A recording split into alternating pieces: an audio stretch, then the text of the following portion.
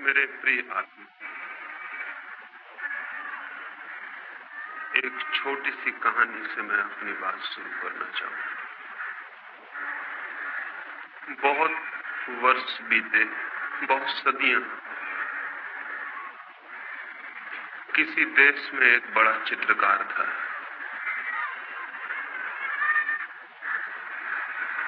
वो जब अपनी युवावस्था में था, उसने सोचा कि मैं एक ऐसा चित्र बनाऊं जिसमें भगवान का आनंद झलकता हो।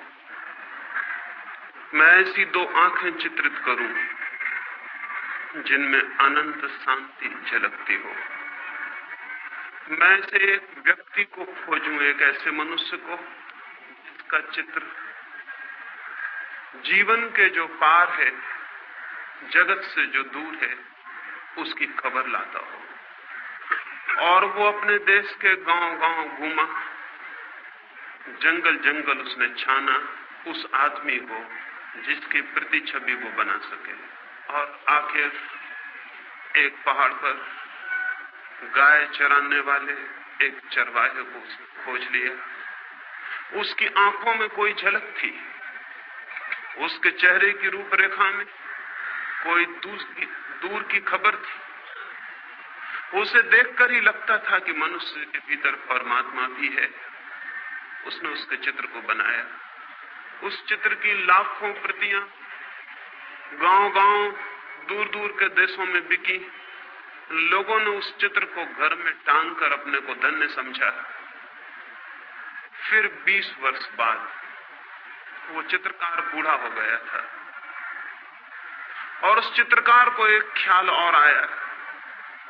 जीवन भर के अनुभव से उसे पता चला था कि आदमी में भगवान ही अगर अकेला होता तो ठीक था, आदमी में शैतान भी दिखाई पड़ता है।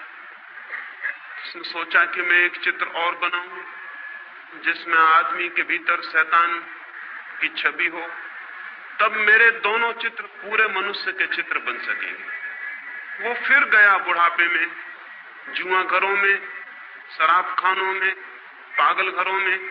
उसने खोजबीन की उस आदमी की जो आदमी न हो, शैतान हो, जिसकी आंखों में नरक की लपटें जलती हों, जिसके चेहरे की आकृति उस सब का स्मरण दिलाती हो जो अशुभ है, कुरूप है, असुंदर है। वो पाप की प्रतिमा की खोज में निकला। एक प्रतिमा उसने परमात्मा की बनाई थी, वो एक प्रतिमा पाप की भी बनाना चाहता था। और बहुत खोजने के बाद एक कारागृह में उसे एक कैदी मिल गया जिसने 7 हत्याएं की थी और जो थोड़े ही दिनों बाद मृत्यु की प्रतीक्षा कर रहा था, फांसी पर लटकाया जाने को था। उस आदमी की आंखों में नरक के दर्शन होते थे, घृणा जैसे साक्षात थी। उस आदमी की चेहरे की रूपरेखा ऐसी थी कि वैसा कुरूप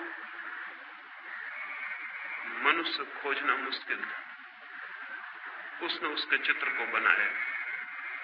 जिस दिन उसका चित्र बन के पूरा हुआ, वो अपने पहले चित्र को भी लेकर कारागृह में आया और दोनों चित्रों को पास पास रख के देखने लगा कि कौन सी कलाकृति श्रेष्ठ बनी।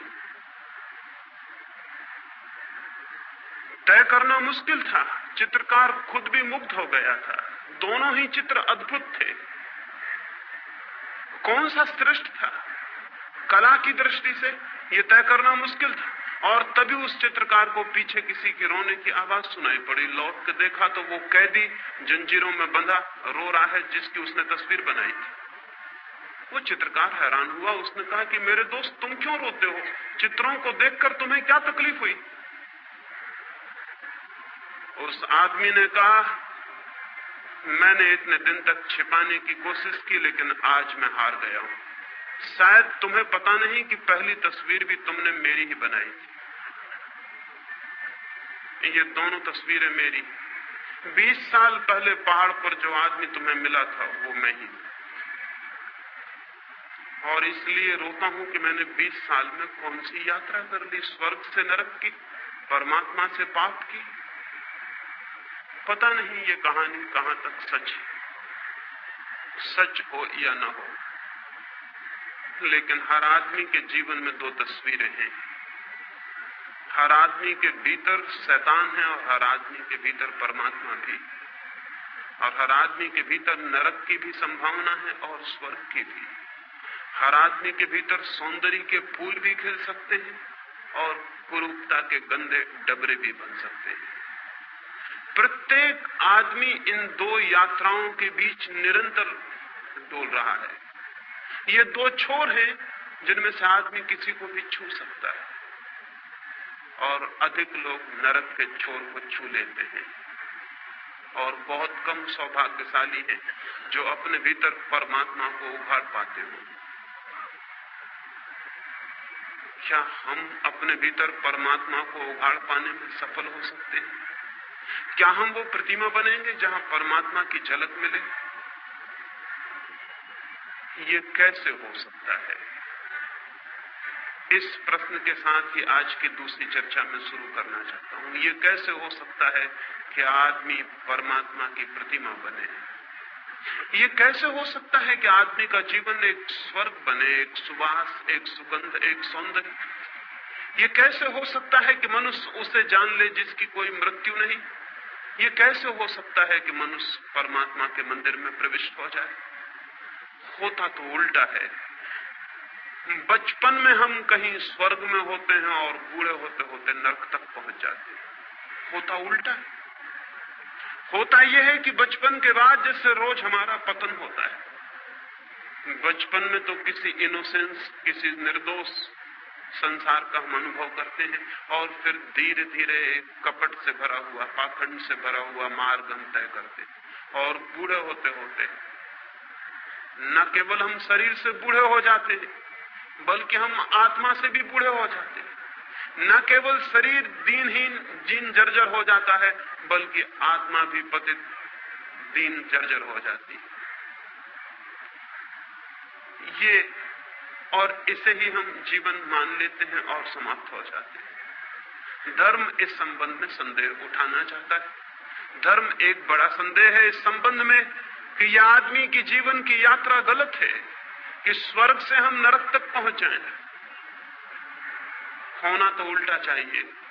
जीवन की यात्रा उपलब्धि की यात्रा होनी चाहिए, कि हम दुख से आनंद तक पहुंचे, हम अंधकार से प्रकाश तक पहुंचे, हम मृत्यु से अमृत तक पहुंचे। प्राणों के प्राण की अभिलाषा और प्यास भी वही है। प्राणों में एक ही आकांक्षा है कि मृत्यु से अमृत तक कैसे पहुंचे।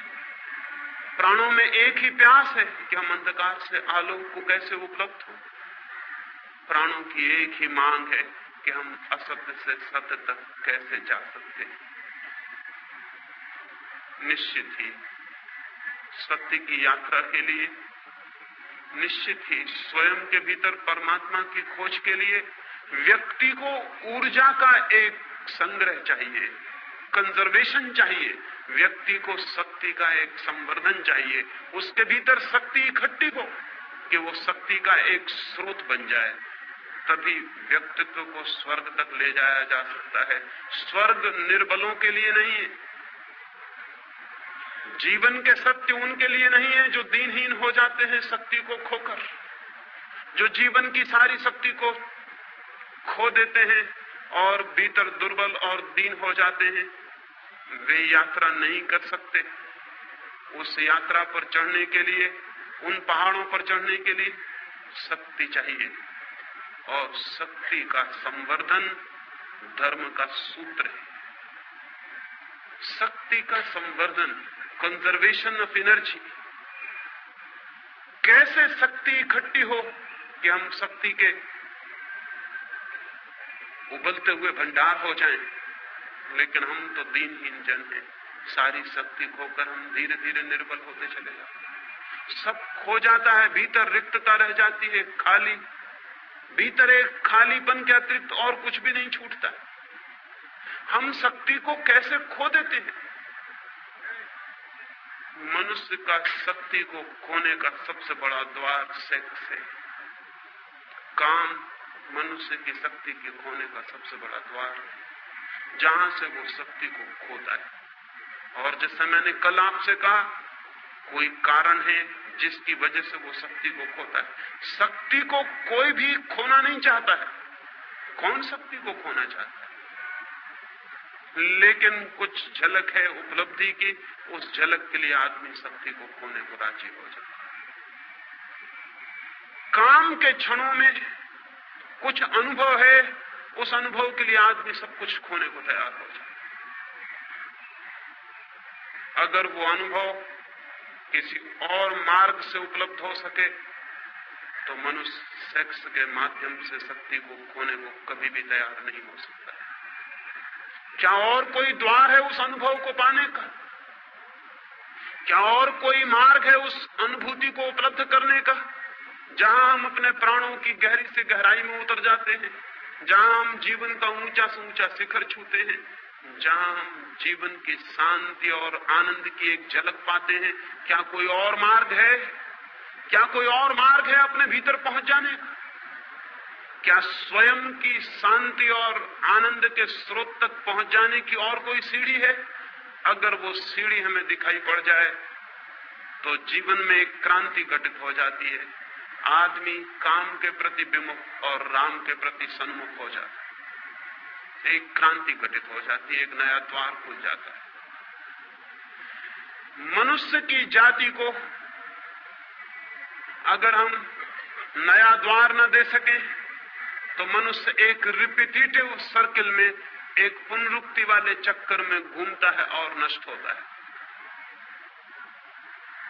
लेकिन आज तक सेक्स के संबंध में जो भी धारणाएं रही हैं, वो मनुष्य को सेक्स के अतिरिक्त नया द्वार खोलने में समर्थ नहीं बना पाई, बल्कि एक उल्टा उपद्रव हुआ।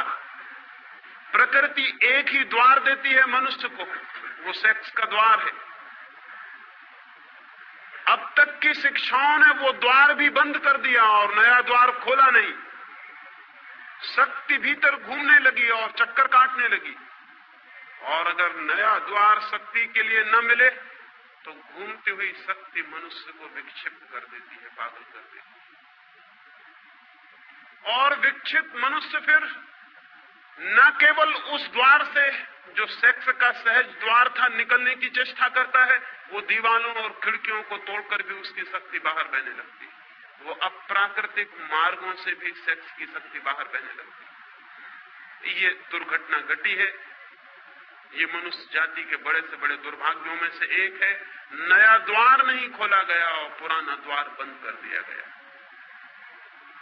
इसलिए मैं सेक्स के विरोध में, दुश्मनी के लिए, दमन के लिए अब तक जो भी शिक्षाएं दी गई हैं, उन सबके स्पष्ट विरोध में खड़ा हुआ हूं। उन सारी शिक्षाओं से मनुष्य की सेक्सुअलिटी बढ़ी है, कम नहीं हुई, बल्कि विकृत हुई। क्या करें? लेकिन कोई और द्वार खोला जा सकता है?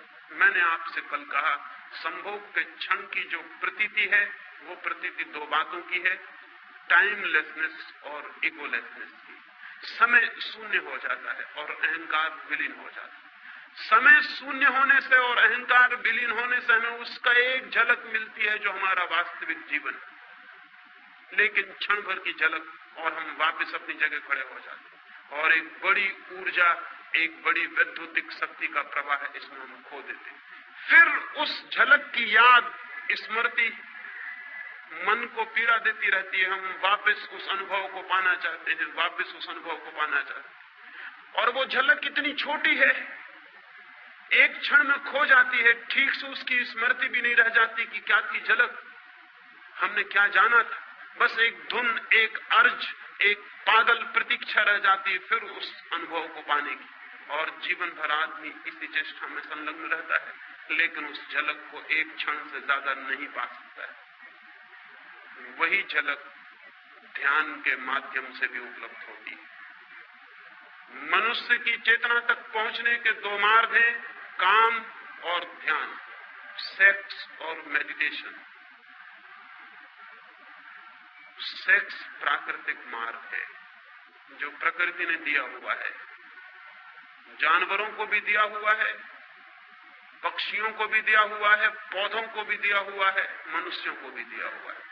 और जब तक मनुष्य केवल प्रकृति के दिए हुए द्वार का उपयोग करता है, तब तक वो पशुओं से ऊपर नहीं हो सकता। वो सारा द्वार तो पशुओं के लिए भी उपलब्ध है। मनुष्यता का प्रारंभ उस दिन से होता है जिस दिन से मनुष्य सेक्स के अतिरिक्त एक नया द्वार खोलने में समर्थ हो जाता है। उसके पहले हम मनुष्य नहीं है, नाम मात्र को मनुष्य।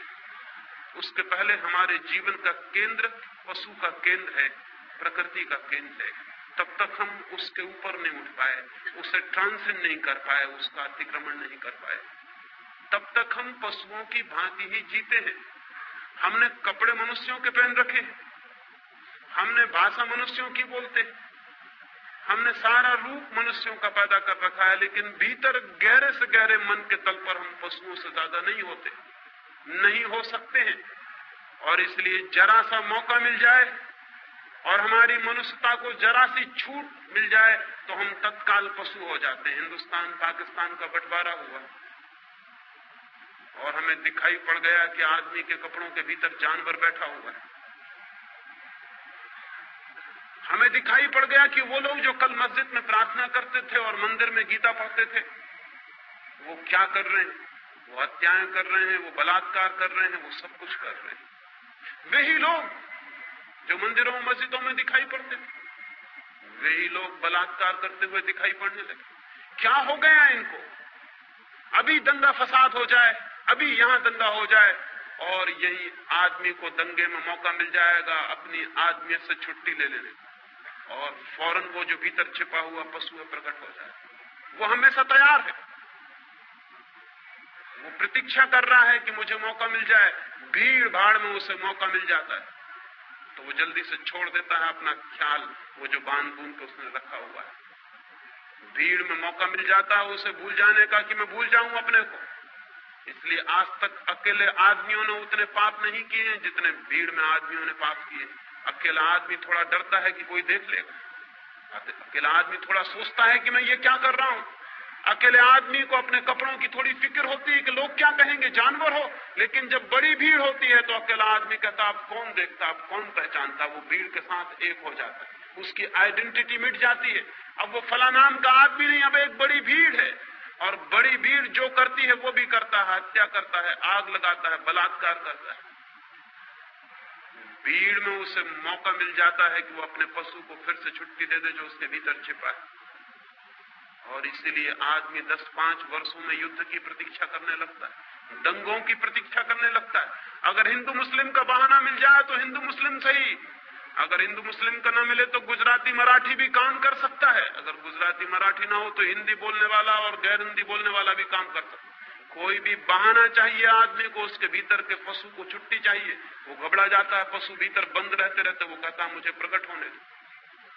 और आदमी के भीतर का पशु तब तक नहीं मिटता है जब तक पशुता का जो सहज मार्ग है उसके ऊपर मनुष्य की चेतना ना उठे।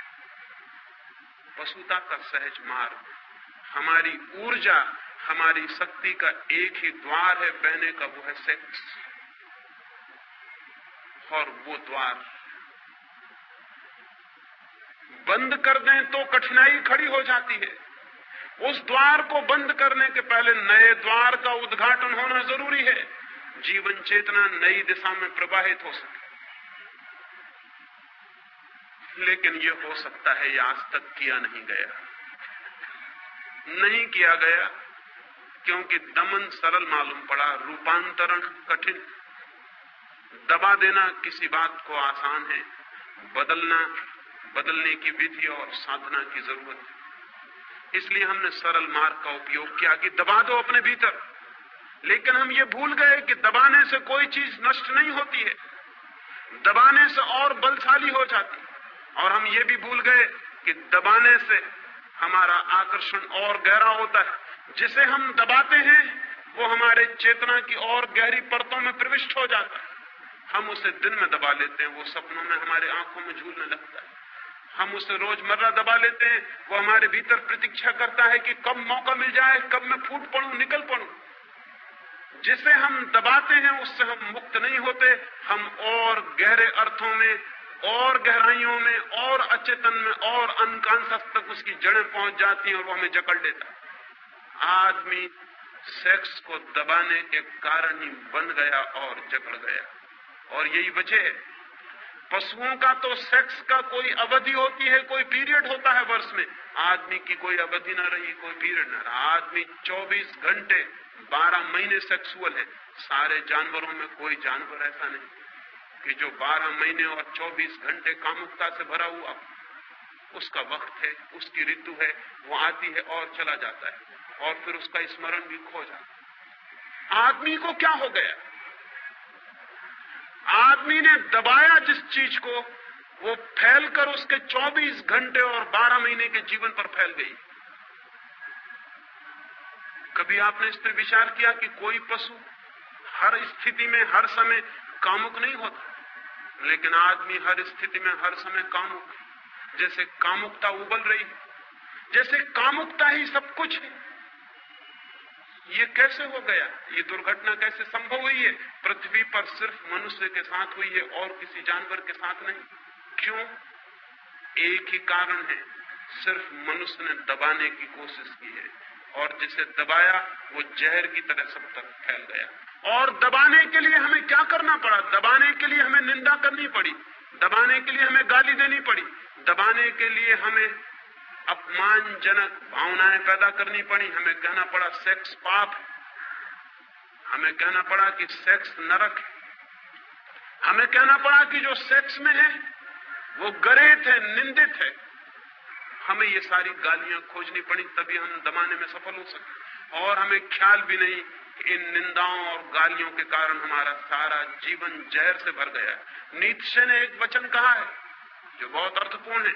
उसने कहा है कि धर्मों ने जहर खिला के सेक्स को मार डालने की कोशिश की थी। सेक्स मरा तो नहीं, सिर्फ जहरीला होकर जिंदा है। मर भी जाता तो ठीक था, वो मरा नहीं। लेकिन और गड़बड़ हो गई बात, वो जहरीला भी हो गया और जिंदा है। ये जो सेक्सुअलिटी है, ये जहरीला सेक्स है। सेक्स तो पशुओं में भी है, काम तो पशुओं में भी है, क्योंकि काम जीवन की ऊर्जा है। लेकिन सेक्सुअलिटी, कामुकता सिर्फ मनुष्य में, कामुकता पशुओं में नहीं।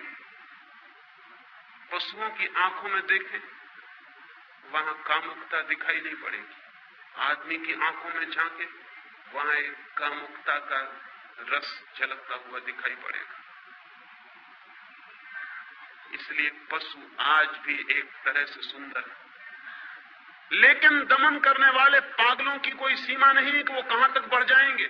मैंने कल आपको कहा था कि अगर हमें दुनिया को सेक्स से मुक्त करना है तो बच्चे और बच्चियों को एक दूसरे के निकट लाना होगा। इसके पहले कि उनमें सेक्स जागे, 14 साल के पहले वे एक दूसरे के शरीर से इतने स्पष्ट रूप से परिचित हो लें कि वो आकांक्षा विलीन हो जाए। लेकिन अमेरिका में अभी अभी एक नया आंदोलन चला है, और वो नया आंदोलन वहां के बहुत धार्मिक लोग चला रहे हैं। शायद आपको पता भी ना हो, वो नया आंदोलन बड़ा अद्भुत। वो आंदोलन ये है कि सड़कों पर गाय, भैंस, घोड़े, कुत्ता, बिल्ली को भी बिना कपड़ों के नहीं निकाला जाए, उनको कपड़े पहन के निकाला जाए। उनको भी कपड़े पहनाने चाहिए, क्योंकि नंगे पशुओं को देखकर बच्चे बिगड़ सकते। बड़े मजे की बात है, नंगे पशुओं को देखकर बच्चे बिगड़ सकते हैं। अमेरिका के कुछ नीति शास्त्री इसके बाबत आंदोलन और संगठन और संस्थाएं बना रहे हैं कि पशुओं को भी सड़कों पर नग्न नहीं लाया जा सकता। आदमी को बचाने की इतनी कोशिशें चल रही हैं, और कोशिश बचाने की जो करने वाले लोग हैं वही आदमी को नष्ट कर रहे हैं। कभी आपने ख्याल किया कि पशु अपनी नग्नता में भी अद्भुत है और सुंदर है? उसकी नग्नता में भी वो निर्दोष, सरल और सीधा है। कभी आपको पशु नग्न है ये भी ख्याल शायद ही आया हो, जब तक कि आपके भीतर बहुत नंगापन न छिपा हो, तब तक आपको पशु नंगा नहीं दिखाई पड़ सकता है। लेकिन वे जो भयभीत लोग हैं, वे जो डरे हुए लोग हैं, वे भय और डर के कारण सब कुछ कर रहे हैं आज तक, और उनके सब करने से आदमी रोज नीचे से नीचे उतरता जा रहा है। जरूरत तो यह है कि आदमी भी किसी दिन इतना सरल हो कि नग्न खड़ा हो सके, निर्दोष और आनंद से भरा हुआ।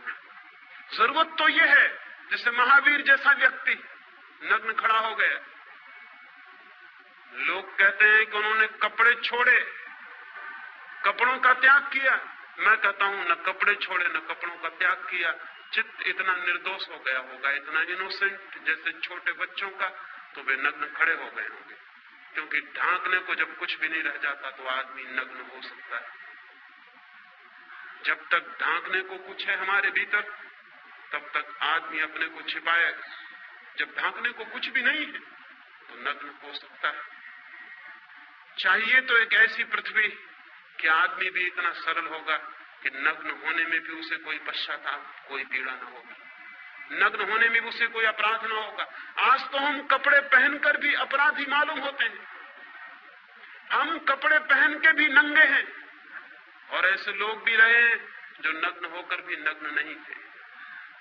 नंगापन मन की एक वृत्ति है, सरलता, निर्दोष चित्त, फिर नग्नता भी सार्थक हो जाती, अर्थपूर्ण हो जाती, वो भी एक सौंदर्य ले लेती है। लेकिन अब तक आदमी को जहर पिलाया गया है, और जहर का परिणाम ये हुआ कि हमारा सारा जीवन एक कोने से लेकर दूसरे कोने तक विषाक्त हो गया है। स्त्रियों को हम कहते हैं पति को परमात्मा समझना, और उन स्त्रियों को बचपन से सिखाया गया है कि सेक्स पाप, नरक, वे कल विवाहित होंगी, वे उस पति को कैसे परमात्मा मान सकेंगी जो उन्हें सेक्स में और नरक में ले जा रहा। एक तरफ हम सिखाते हैं पति परमात्मा है, और पत्नी का अनुभव कहता है कि यही पहला पापी है जो मुझे नरक में घसीट रहा है। एक बहन ने मुझे आकर कहा,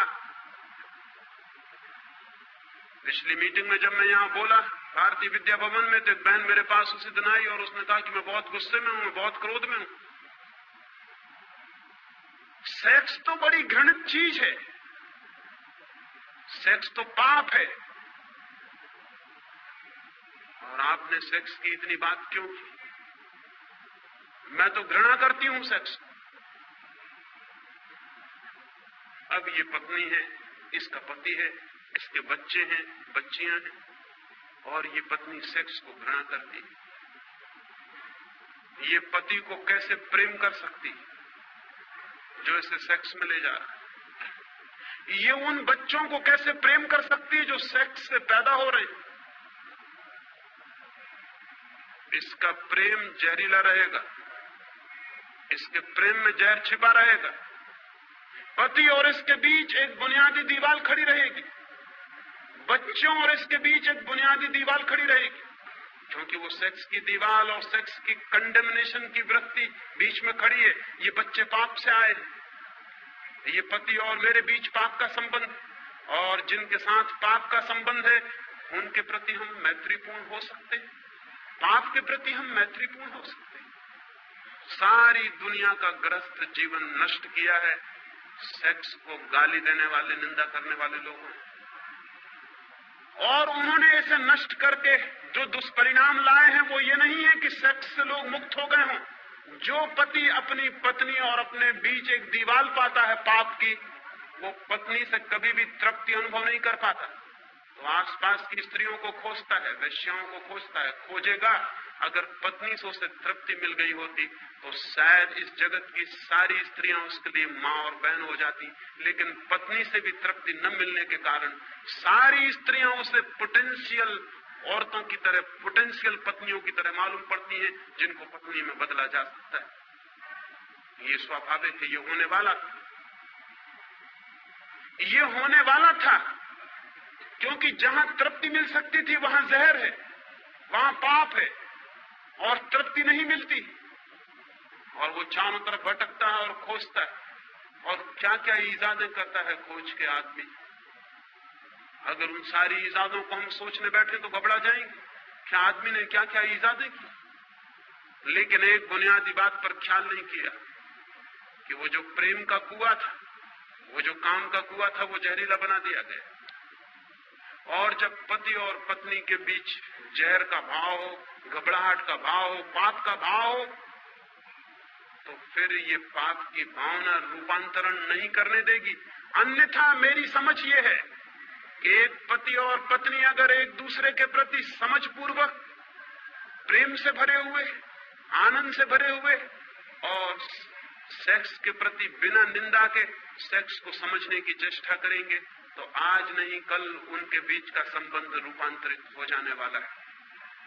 ये हो सकता है कि कल वही पत्नी मां जैसी दिखाई पड़ने लगे। गांधी जी 1930 के करीब श्रीलंका गए थे, उनके साथ कस्तूरबा साथ थी।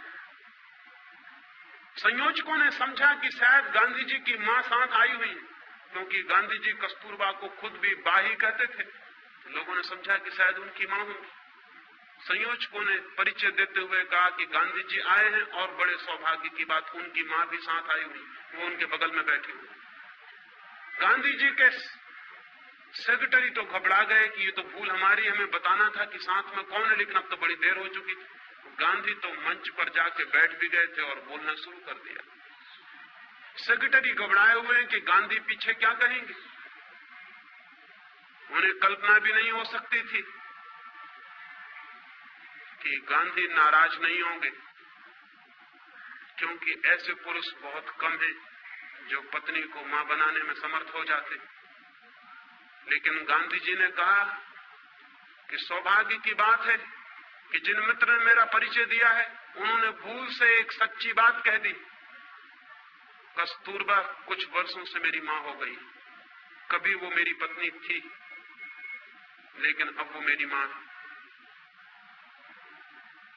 इस बात की संभावना है कि अगर पति और पत्नी काम को, संभोग को समझने की चेष्टा करें तो एक दूसरे के मित्र बन सकते हैं और एक दूसरे के काम के रूपांतरण में सहयोगी और साथी हो सकते हैं। और जिस दिन कोई पति और पत्नी अपने आपस के संभोग के संबंध को रूपांतरित करने में सफल हो जाते हैं, उस दिन उनके जीवन में पहली दफे एक दूसरे के प्रति अनुग्रह और ग्रेटिट्यूड का भाव पैदा होता है। उसके पहले नहीं। उसके पहले वे एक दूसरे के प्रति क्रोध से भरे रहते। उसके पहले वे एक दूसरे के बुनियादी शत्रु बने रहते। उसके पहले उनके बीच एक संघर्ष है, मैत्री नहीं। मैत्री उस दिन शुरू होती है जिस दिन वे एक दूसरे के साथी बनते हैं और उनके काम की ऊर्जा को रूपांतरण करने में माध्यम बन जाते। उस दिन एक अनुग्रह, एक ग्रेटिट्यूड, एक कृतज्ञता का भाव ज्ञापन होता है। उस दिन पुरुष आदर से भरता है स्त्री के प्रति, क्योंकि स्त्री ने उसे काम वासना से मुक्त होने में सहायता पहुंचाई। उस दिन स्त्री अनुग्रहित होती है पुरुष के प्रति कि उसने उसे साथ दिया और उसकी वासना से मुक्ति दिलवाई। उस दिन वे सच्ची मैत्री में बनते हैं, जो काम की नहीं, प्रेम की मैत्री। उस दिन उनका जीवन ठीक उस दिशा में जाता है जहां पत्नी के लिए पति परमात्मा हो जाता है और पति के लिए पत्नी परमात्मा हो जाता है उस दिन। लेकिन वो कुआं तो विषाक्त कर दिया गया। इसलिए मैंने कल कहा कि मुझसे बड़ा शत्रु सेक्स का खोजना कठिन है, लेकिन मेरी शत्रुता का यह मतलब नहीं कि मैं सेक्स को गाली दूं और निंदा करूं। मेरी शत्रुता का मतलब यह है कि मैं सेक्स को रूपांतरित करने के संबंध में दिशा सूचन करूं। मैं आपको कहूं कि वो कैसे रूपांतरित हो सकता है। मैं कोयले का दुश्मन हूं क्योंकि मैं कोयले को हीरा बनाना चाहता हूं। मैं सेक्स को रूपांतरित करना चाहता हूं। वो कैसे रूपांतरित होगा, उसकी क्या विधि होगी। मैंने आपसे कहा एक द्वार खोलना जरूरी है, नया द्वार। बच्चे जैसे ही पैदा होते हैं वैसे ही उनके जीवन में सेक्स का आगमन नहीं हो जाता है। अभी देर है, अभी शरीर शक्ति इकट्ठी करेगा, अभी शरीर के अणु मजबूत होंगे। अभी उस दिन की प्रतीक्षा है जब शरीर पूरा तैयार हो जाएगा, ऊर्जा इकट्ठी होगी और द्वार जो बंद रहा है 14 वर्षों तक वो खुल जाएगा ऊर्जा के धक्के से और सेक्स की दुनिया शुरू होगी। एक बार द्वार खुल जाने के बाद नया द्वार खोलना कठिन हो जाता है, क्योंकि समस्त ऊर्जाओं का नियम यह है, समस्त शक्तियों का। वे एक दफा अपना मार्ग खोज लें बहने के लिए तो वे उसी मार्ग से बहना पसंद करती। गंगा बह गई है सागर की तरफ, उसने एक बार रास्ता खोज लिया, अब वो उसी रास्ते से वही चली जाती है, वही चली जाती है। रोज रोज नया पानी आता है, उसी रास्ते से बहता हुआ चला जाता है। गंगा रोज नए रास्ते नहीं खोजती। जीवन की ऊर्जा भी एक रास्ता खोज लेती, फिर वो उसी से बहती चली जाती। अगर जमीन को कामुकता से मुक्त करना है तो सेक्स का रास्ता खुलने से पहले नया रास्ता, ध्यान का रास्ता तोड़ देना जरूरी है। एक एक छोटे बच्चे को ध्यान की अनिवार्य शिक्षा और दीक्षा मिलनी चाहिए। तो हम उसे सेक्स के विरोध की दीक्षा देते हैं, जो कि अत्यंत मूर्खतापूर्ण है। सेक्स के विरोध की दीक्षा नहीं देनी है, शिक्षा देनी है ध्यान की, पॉजिटिव, कि वो ध्यान को कैसे उपलब्ध हो। और बच्चे ध्यान को जल्दी उपलब्ध हो सकते हैं क्योंकि अभी उनकी ऊर्जा का कोई भी द्वार खुला नहीं, अभी द्वार बंद है, अभी ऊर्जा संरक्षित है। अभी कहीं भी नए द्वार पर धक्के दिए जा सकते हैं और नया द्वार खोला जा सकता है। फिर यही बूढ़े हो जाएंगे और इन्हें ध्यान में पहुंचना अत्यंत कठिन हो जाएगा। ऐसे ही जैसे एक नया पौधा पैदा होता है, उसकी शाखाएं कहीं भी झुक जाती हैं, कहीं भी झुकाई जा सकती हैं, फिर वही बूढ़ा वृक्ष हो जाता है। फिर हम उसकी शाखाओं को झुकाने की कोशिश करते हैं, फिर शाखाएं टूट जाती हैं, झुकती नहीं। बूढ़े लोग ध्यान की चेष्टा करते हैं दुनिया में, जो बिल्कुल ही गलत है। ध्यान की सारी चेष्टा छोटे बच्चों पर की जानी चाहिए। लेकिन मरने के करीब पहुंच के आदमी ध्यान में उत्सुक होता है। वो पूछता है ध्यान क्या, योग क्या, हम कैसे शांत हो जाएं? जब जीवन की सारी ऊर्जा खो गई, जब जीवन के सब रास्ते सख्त और मजबूत हो गए, जब झुकना और बदलना मुश्किल हो गया, तब वो पूछता है अब मैं कैसे बदल जाऊं? एक पैर आदमी कब्र में डाल लेता है, दूसरा पैर बाहर रख के पूछता है ध्यान का कोई रास्ता है?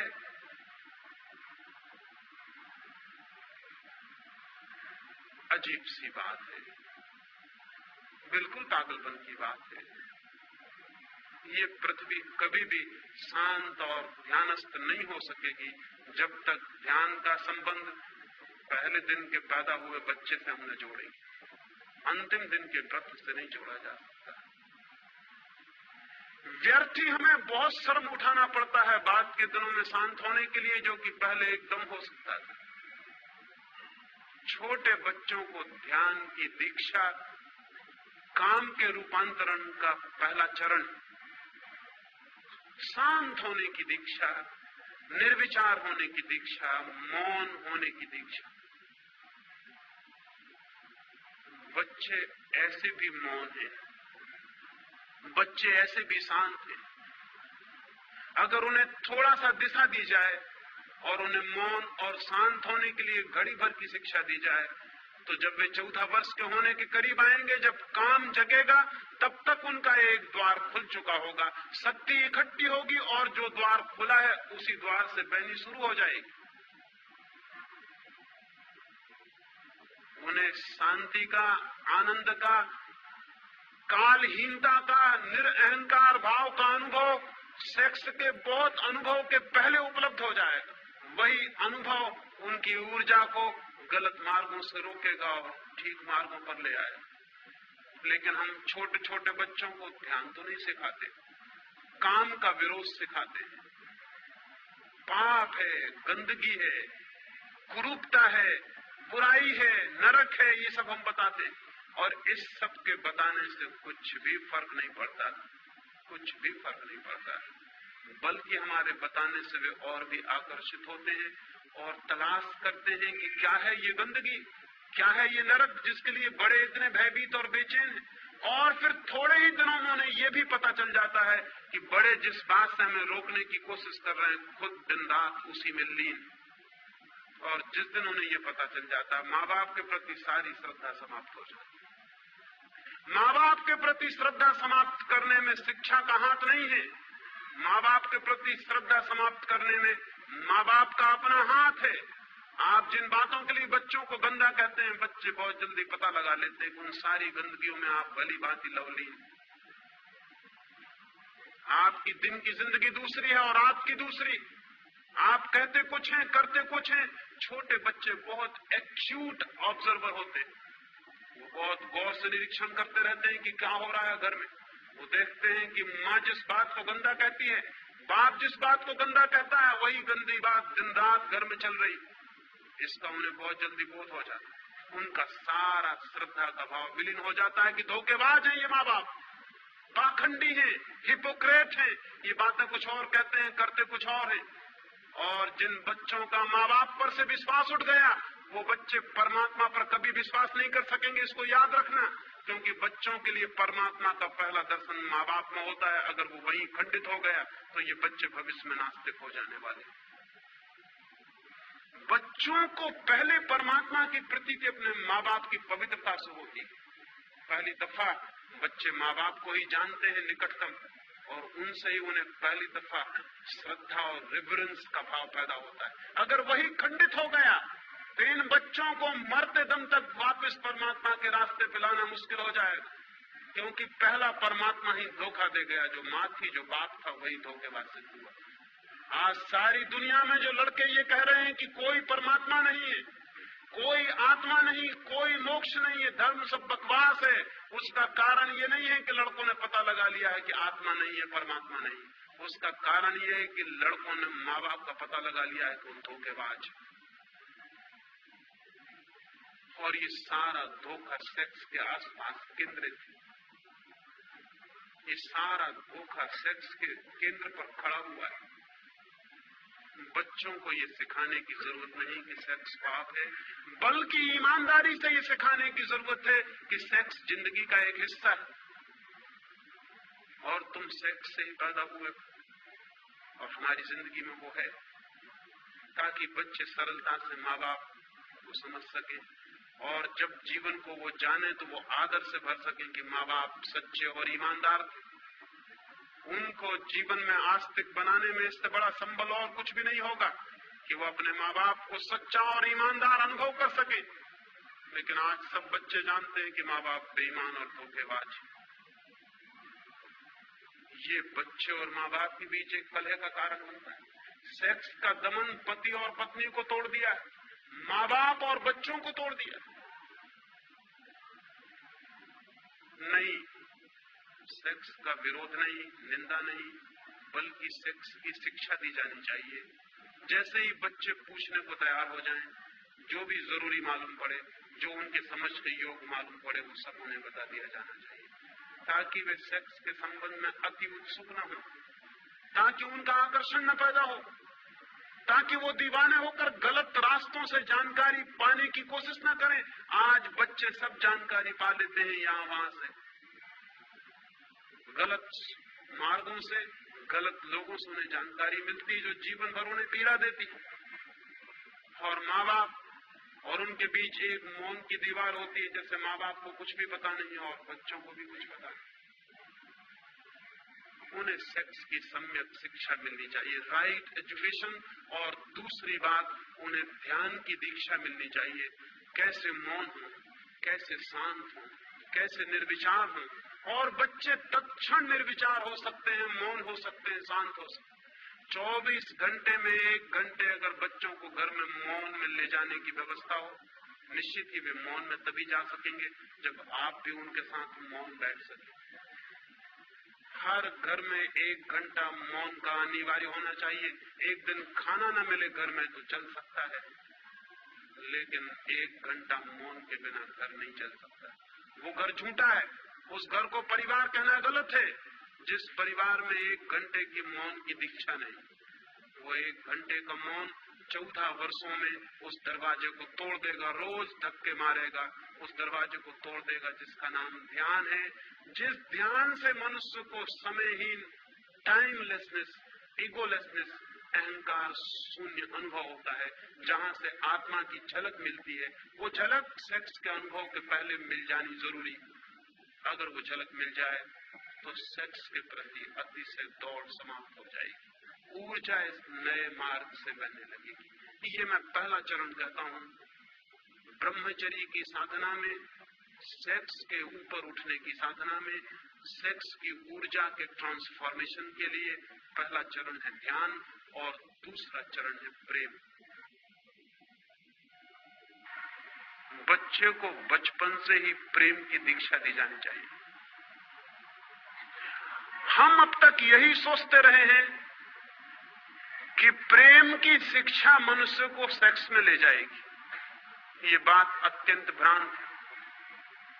सेक्स की शिक्षा तो मनुष्य को प्रेम में ले जा सकती है, लेकिन प्रेम की शिक्षा कभी किसी मनुष्य को सेक्स में नहीं ले जाती। बल्कि सच्चाई उल्टी है, जितना प्रेम विकसित होता है उतनी ही सेक्स की ऊर्जा प्रेम में रूपांतरित होकर बटनी शुरू हो जाती। जो लोग जितने कम प्रेम से भरे होते हैं उतने ही ज्यादा कामुक होंगे, उतने ही सेक्सुअल होंगे। जिनके जीवन में जितना कम प्रेम है उनके जीवन में उतनी ही ज्यादा घृणा होगी। जिनके जीवन में जितना कम प्रेम है उनके जीवन में उतना ही विद्वेष होगा। जिनके जीवन में जितना कम प्रेम है उनके जीवन में उतनी ही ईर्ष्या होगी। जिनके जीवन में जितना कम प्रेम है उतनी ही उनके जीवन में प्रतिस्पर्धा होगी। जिनके जीवन में जितना कम प्रेम है उनके जीवन में उतनी चिंता और दुख होगा। दुख, चिंता, ईर्ष्या, घृणा, द्वेष, इन सबसे जो आदमी जितना ज्यादा घिरा है उसकी शक्तियां सारी की सारी भीतर इकट्ठी हो जाती हैं। उनके निकास का कोई मार्ग नहीं रह जाता। उनके निकास का एक ही मार्ग रह जाता है, वो सेक्स। प्रेम शक्तियों का निकास बनता है। प्रेम बहाव है, क्रिएशन, सृजनात्मक है प्रेम, इसलिए वो बहता है और एक तृप्ति लाता है। वो तृप्ति सेक्स की तृप्ति से बहुत ज्यादा कीमती और गहरी। जिसे वो तृप्ति मिल गई वो फिर कंकड़ पत्थर नहीं बीनता, जिसे हीरे जवाहरात मिलने शुरू हो जाते। लेकिन घृणा से भरे आदमी को वो तृप्ति कभी नहीं मिलती। घृणा में वो तोड़ देता है चीजों को, लेकिन तोड़ने से कभी किसी आदमी को कोई तृप्ति नहीं मिलती। तृप्ति मिलती है निर्माण करने से। द्वेष से भरा आदमी संघर्ष करता है, लेकिन संघर्ष से कोई तृप्ति नहीं मिलती। तृप्ति मिलती है दान से, देने से, छीन लेने से नहीं। संघर्ष करने वाला छीन लेता है, छीनने से वो तृप्ति कभी नहीं मिलती जो किसी को दे देने से और दान से उपलब्ध होती है। महत्वाकांक्षी आदमी एक पद से दूसरे पद की यात्रा करता रहता है, लेकिन कभी भी शांत नहीं हो पाता। शांत वे होते हैं जो पदों की यात्रा नहीं बल्कि प्रेम की यात्रा करते हैं, जो प्रेम के एक तीर्थ से दूसरे तीर्थ की यात्रा करते हैं। जितना आदमी प्रेमपूर्ण होता है उतना तृप्ति, एक कंटेंटमेंट, एक गहरा संतोष, एक आनंद का भाव, एक उपलब्धि का भाव उसके प्राणों के रग रग में बहने लगता है। उसके सारे शरीर से एक रस झलकने लगता है जो तृप्ति का रस है, जो आनंद का रस है। वैसा तृप्त आदमी सेक्स की दिशाओं में नहीं जाता। जाने के लिए, रोकने के लिए चेष्टा नहीं करनी पड़ती, वो जाता ही नहीं। क्योंकि यही तृप्ति क्षण भर को सेक्स से मिलती थी, प्रेम से ये तृप्ति 24 घंटे को मिल जाती। तो दूसरी दिशा है कि व्यक्तित्व का अधिकतम विकास प्रेम के मार्गों पर होना चाहिए। हम प्रेम करें, हम प्रेम दें, हम प्रेम में जिए। और जरूरी नहीं है कि हम प्रेम मनुष्य को ही देंगे तभी प्रेम की दीक्षा होगी। प्रेम की दीक्षा तो पूरे व्यक्तित्व के प्रेम पूर्ण होने की दीक्षा है। वो तो टू बी लविंग होने की दीक्षा है। एक पत्थर को भी हम उठाएं तो ऐसे उठा सकते हैं जैसे मित्र को उठा रहे हैं, और एक आदमी का हाथ भी हम ऐसे पकड़ सकते हैं जैसे शत्रु का हाथ पकड़े हुए। एक आदमी वस्तुओं के साथ भी प्रेमपूर्ण व्यवहार कर सकता है। एक आदमी आदमियों के साथ भी ऐसा व्यवहार करता है जैसा वस्तुओं के साथ भी नहीं करना चाहिए। घृणा से भरा हुआ आदमी वस्तुएं समझता है मनुष्यों को। प्रेम से भरा हुआ आदमी वस्तुओं को भी व्यक्तित्व देता है। एक फकीर से मिलने एक जर्मन यात्री गया हुआ था। वो किसी क्रोध में होगा, उसने दरवाजे पर जोर से जूते खोल दिए। जब जूतों को पटका, धक्का दिया दरवाजे को जोर से। क्रोध में आदमी जूते भी खोलता है तो ऐसे जैसे जूते दुश्मन, दरवाजा भी खोलता है तो ऐसे जैसे दरवाजे से कोई झगड़ा हो। दरवाजे को धक्के देकर वो भीतर गया, उस फकीर से जाके नमस्कार किया। उस फकीर ने कहा कि नहीं, अभी मैं नमस्कार का उत्तर न दे सकूंगा, पहले तुम दरवाजे से और जूतों से क्षमा मांगो। उस आदमी ने कहा, पागल हो गए हैं, दरवाजों और जूतों से क्षमा? क्या उनका भी कोई व्यक्तित्व है? उस फकीर ने कहा, तुमने क्रोध करते समय कभी भी न सोचा कि इनका कोई व्यक्तित्व है। तुमने जूते ऐसे पटके जैसे उनमें जान हो, जैसे उनका कोई कसूर हो। तुमने दरवाजा ऐसा खोला जैसे तुम दुश्मन हो। नहीं, जब तुमने क्रोध करते वक्त उनका व्यक्तित्व मान लिया तो पहले जाओ क्षमा मांग के आ जाओ, तब मैं तुमसे आगे बात करूं, अन्यथा मैं बात करने को नहीं। अब वो आदमी दूर जर्मनी से उस फकीर को मिलने गया था, इतनी सी बात पर मुलाकात ना हो सकेगी, मजबूरी थी, उसे जाके दरवाजे पर हाथ जोड़ के क्षमा मांगनी पड़ी कि मित्र क्षमा कर दो। जूतों को कहना पड़ा माफ करिए, भूल हो गई हमने जो आपको इस भांति गुस्से में खोला। उस जर्मन यात्री ने लिखा है कि लेकिन जब मैं क्षमा मांग रहा था तो पहले तो मुझे हंसी आई कि मैं क्या पागलपन कर रहा हूं, लेकिन जब मैं क्षमा मांग चुका तो मैं हैरान हुआ, मुझे एक इतनी शांति मालूम हुई जिसकी मुझे कल्पना नहीं हो सकती थी कि दरवाजे और जूतों से क्षमा मांग के शांति मिल सकती। मैं जाकर उस फकीर के पास बैठा, वो हंसने लगा और उसने कहा अब ठीक, अब कुछ बात हो सकती है, तुमने थोड़ा प्रेम जाहिर किया, अब तुम संबंधित हो सकते हो, समझ भी सकते हो, क्योंकि अब तुम प्रफुल्लित हो, अब तुम आनंद से भर गए हो। सवाल मनुष्यों के साथ ही प्रेमपूर्ण होने का नहीं, प्रेमपूर्ण होने का है। ये सवाल नहीं है कि मां को प्रेम दो, ये गलत बातें हैं। जब कोई मां अपने बच्चे को कहती है कि मैं तेरी मां हूं इसलिए प्रेम कर, तब वो गलत शिक्षा दे रही है, क्योंकि जिस प्रेम में इसलिए लगा हुआ है देयरफॉर वो प्रेम झूठा। जो कहता है इसलिए प्रेम करो कि मैं बाप हूं, वो गलत शिक्षा दे रहा है। वो कारण बता रहा है प्रेम का, प्रेम अकारण होता है, प्रेम कारण सहित नहीं होता। मां कहती मैं तेरी मां हूं, मैंने तुझे इतने दिन पाला पोसा बड़ा किया इसलिए प्रेम कर, वो वजह बता रही, प्रेम खत्म हो गया।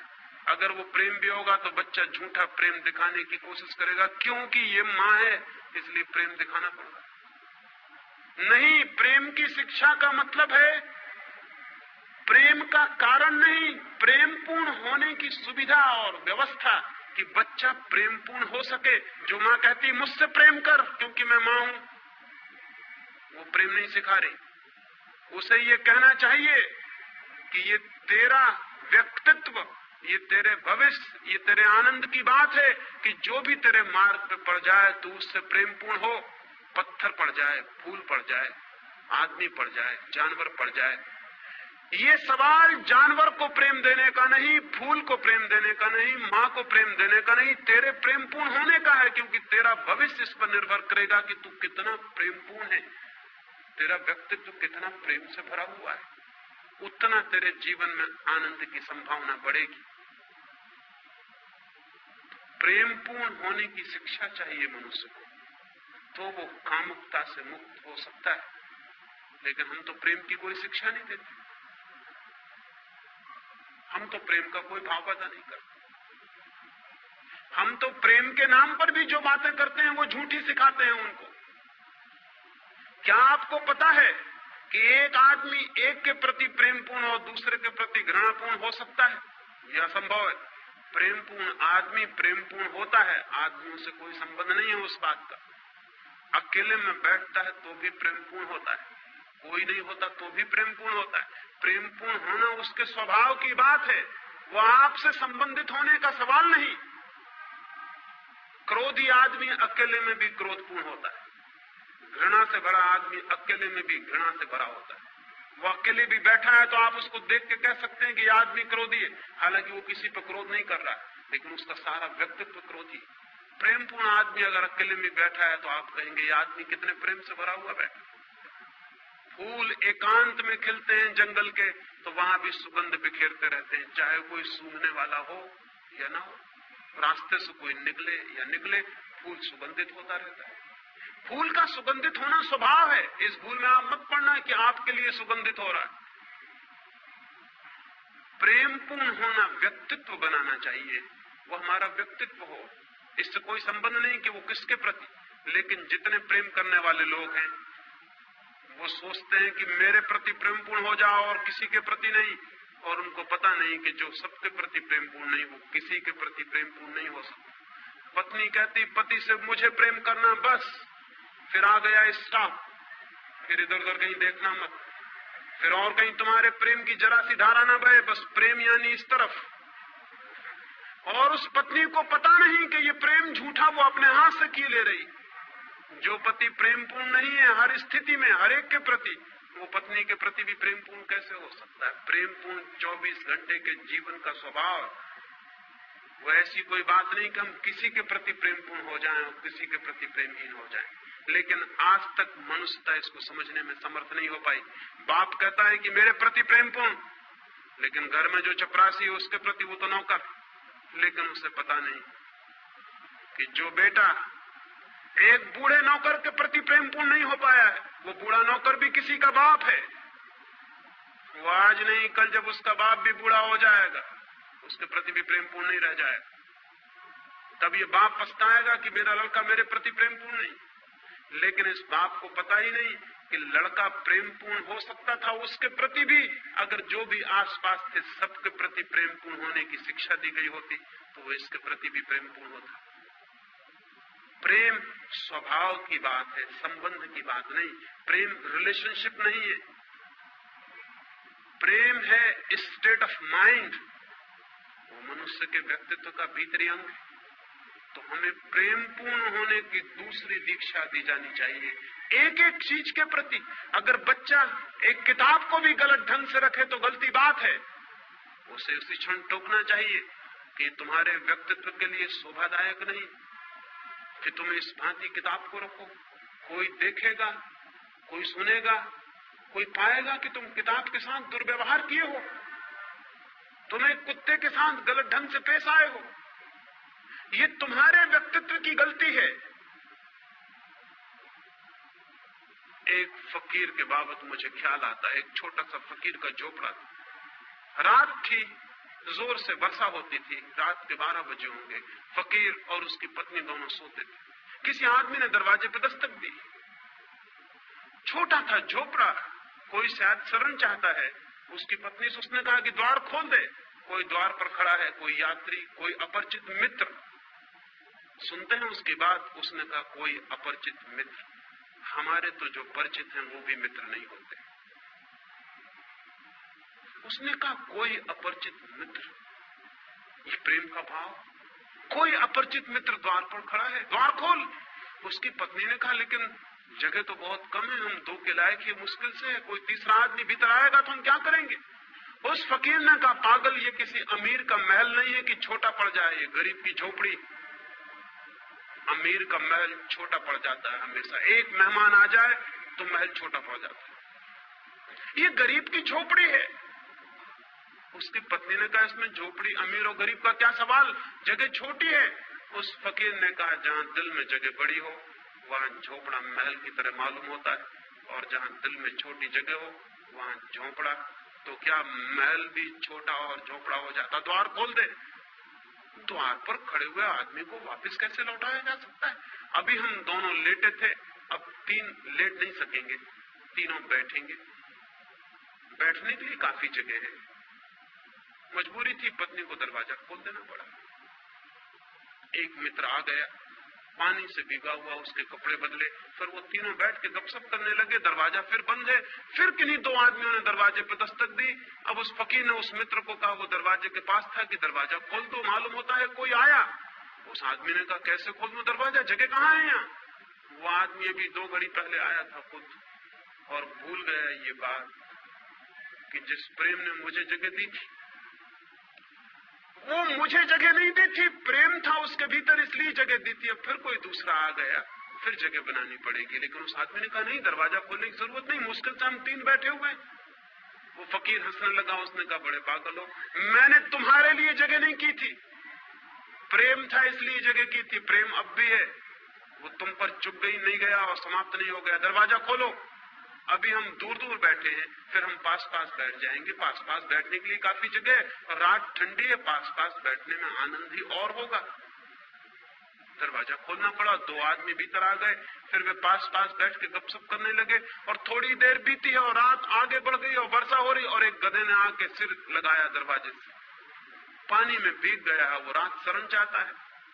उस फकीर ने कहा कि मित्रों, वो 2 मित्र दरवाजे पर बैठे हुए थे जो पीछे आए थे, दरवाजा खोल दो। कोई अपरिचित मित्र फिर आ गया। उन लोगों का ये मित्र वगैरह नहीं है, ये गधा है, इसकी जगह खोलने की कोई जरूरत नहीं। उस फकीर ने कहा तुम्हें शायद पता नहीं अमीर के दरवाजे पर आदमी के साथ भी गधे जैसा व्यवहार किया जाता है। ये गरीब की झोपड़ी है, हम गधे के साथ भी आदमी जैसा व्यवहार करने की आदत से भरे। दरवाजा खोल दो। पर वे दोनों कहने लगे जगह, उस फकीर ने कहा जगह बहुत है, अभी हम बैठे हैं, अब हम खड़े हो जाएंगे, खड़े होने के लिए काफी जगह। और फिर तुम घबराओ मत, अगर जरूरत पड़ेगी तो मैं हमेशा बाहर होने के लिए तैयार हूं। प्रेम इतना कर सकता है। एक लविंग एटीट्यूड, एक प्रेमपूर्ण हृदय बनाने की जरूरत है। जब प्रेमपूर्ण हृदय बनता है तो व्यक्तित्व का एक तृप्ति का भाव, एक रसपूर्ण तृप्ति। क्या आपको कभी ख्याल है जब भी आप किसी के प्रति जरा से प्रेमपूर्ण हुए, पीछे एक तृप्ति की लहर छूट गई? क्या आपको कभी भी ख्याल है कि जीवन में तृप्ति के क्षण वे ही रहे हैं जो बेशर्त प्रेम के क्षण रहे होंगे, जब कोई शर्त ना रही होगी प्रेम की, और जब आपने रास्ते चलते एक अजनबी आदमी को देख के मुस्कुरा दिया हो, उसके पीछे छूट गई तृप्ति का कोई अनुभव है?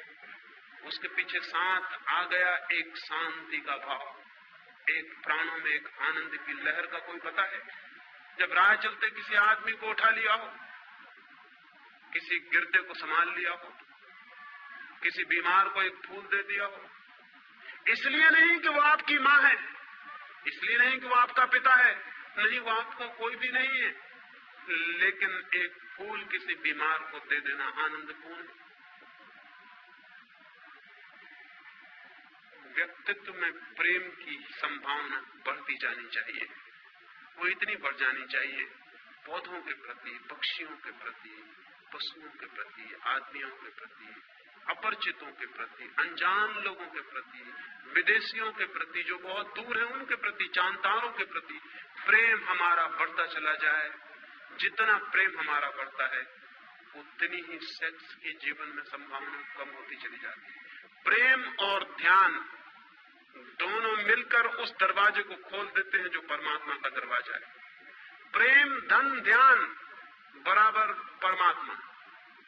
प्रेम और ध्यान का जोड़ हो जाए और परमात्मा उपलब्ध हो जाए, और उस उपलब्धि से जीवन में ब्रह्मचर्य फलित होता है।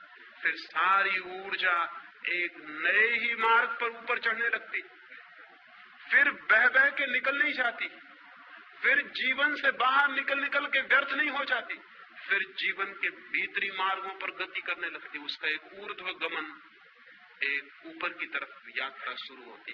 अभी हमारी यात्रा नीचे की तरफ, सेक्स ऊर्जा का अधोगमन, नीचे की तरफ बह जाना है। ब्रह्मचर्य ऊर्जा का ऊर्ध्व गमन है, ऊपर की तरफ उठ जाना है। प्रेम और ध्यान ब्रह्मचर्य के सूत्र हैं। तीसरी बात कल आपसे करने को हूं कि ब्रह्मचर्य उपलब्ध होगा तो क्या फल होगा, क्या होगी उपलब्धि, क्या मिल जाएगा? ये दो बातें मैंने आज आपसे कही, प्रेम और ध्यान। मैंने ये कहा कि छोटे बच्चों से इनकी शिक्षा शुरू हो जानी चाहिए। इससे आप ये मत सोच लेना कि अब तो हम बच्चे नहीं रहे इसलिए करने को कुछ बाकी नहीं। ये आप मत सोच के चले जाना, अन्यथा मेरी मेहनत फिजूल गई। आप किसी भी उम्र के हों, ये काम शुरू किया जा सकता है, ये काम कभी भी शुरू किया जा सकता है। हालांकि जितनी उम्र बढ़ती चली जाती है उतना मुश्किल होता चला जाता है। बच्चों के साथ हो सके सौभाग्य, लेकिन कभी भी हो सके सौभाग्य इतनी देर कभी भी नहीं हुई है कि हम कुछ भी ना कर सके। हम आज शुरू कर सकते हैं, और जो लोग सीखने के लिए तैयार हैं वो बूढ़े में भी बच्चों जैसे ही होते हैं, वो बुढ़ापे में भी शुरू कर सकते हैं अगर उनकी सीखने की क्षमता है, अगर लर्निंग का एटीट्यूड है, अगर वो इस ज्ञान से नहीं भर गए कि हमने सब जान लिया और सब पा लिया, तो वे सीख सकते हैं और वे छोटे बच्चों की भांति नई यात्रा शुरू कर सकते हैं। बुद्ध के पास एक भिक्षु कुछ वर्षों से दीक्षित था। एक दिन बुद्ध ने उससे पूछा कि भिक्षु तुम्हारी उम्र क्या है? उस भिक्षु ने कहा मेरी उम्र 5 वर्ष। बुद्ध कहने लगे 5 वर्ष? तुम तो कोई 70 वर्ष के मालूम पड़ते हो, कैसा झूठ बोलते हो? उस भिक्षु ने कहा लेकिन 5 वर्ष पहले ही मेरे जीवन में ध्यान की किरण फूटी। 5 वर्ष पहले ही मेरे जीवन में प्रेम की वर्षा हुई। उसके पहले मैं जीता था वो सपने में जीना था, वो नींद में जीना था, उसकी गिनती अब मैं नहीं करता हूं, कैसे करूं?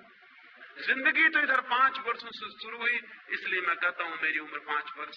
बुद्ध ने अपने भिक्षुओं से कहा, भिक्षुओं इस बात को ख्याल में रख लेना, अपनी उम्र आज से तुम भी इसी तरह जोड़ना, यही उम्र को नापने का ढंग समझना।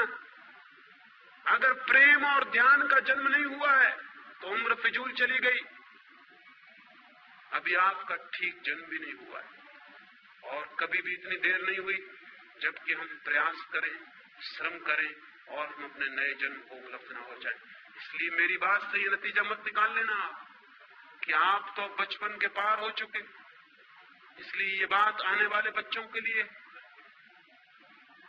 कोई आदमी किसी भी क्षण इतने दूर नहीं निकल गया है कि वापस न लौट आए। कोई आदमी कितने ही गलत रास्तों पर चला हो, ऐसी जगह नहीं पहुंच गया है कि ठीक रास्ता उसे दिखाई न पड़ सके। कोई आदमी कितने ही हजारों वर्षों से अंधकार में रह रहा हो, इसका मतलब ये नहीं है कि वो दिया जलाएगा तो अंधकार कहेगा कि मैं 1000 वर्ष पुराना हूं इसलिए नहीं टूटता। दिया जलाने से एक दिन का अंधकार भी टूटता है, 1000 साल का अंधकार भी उसी तरह टूट जाता है। दिया जलाने की चेष्टा बचपन में आसानी से हो सकती है, बाद में थोड़ी कठिनाई है, लेकिन कठिनाई का अर्थ असंभावना नहीं। कठिनाई का अर्थ है थोड़ा ज्यादा श्रम, कठिनाई का अर्थ है थोड़ा ज्यादा संकल्प, कठिनाई का अर्थ है थोड़ा ज्यादा लगन पूर्वक, ज्यादा सातत्य से तोड़ना पड़ेगा व्यक्तित्व की जो बंदी धाराएं हैं उनको, और नए मार्ग खोलने पड़ेंगे। लेकिन जब नए मार्ग की जरा सी भी किरण फूटनी शुरू होती है तो सारा श्रम ऐसा लगता है कि हमने कुछ भी नहीं किया और बहुत कुछ पा लिया है। जब एक किरण भी आती है उस आनंद की, उस सत्य की, उस प्रकाश की, तो लगता है हमने तो बिना कुछ किए पा लिया है, क्योंकि हमने जो किया था उसका तो कोई भी मूल्य नहीं था। जो हाथ में आ गया है वो तो अमूल्य है। इसलिए ये भाव मन में आप न लेंगे, ऐसी मेरी प्रार्थना है। मेरी बातों को इतनी शांति और प्रेम से सुना, उसके लिए बहुत बहुत अनुग्रहित हूँ और अंत में सबके भीतर बैठे परमात्मा को प्रणाम करता हूँ। मेरे प्रणाम स्वीकार करें।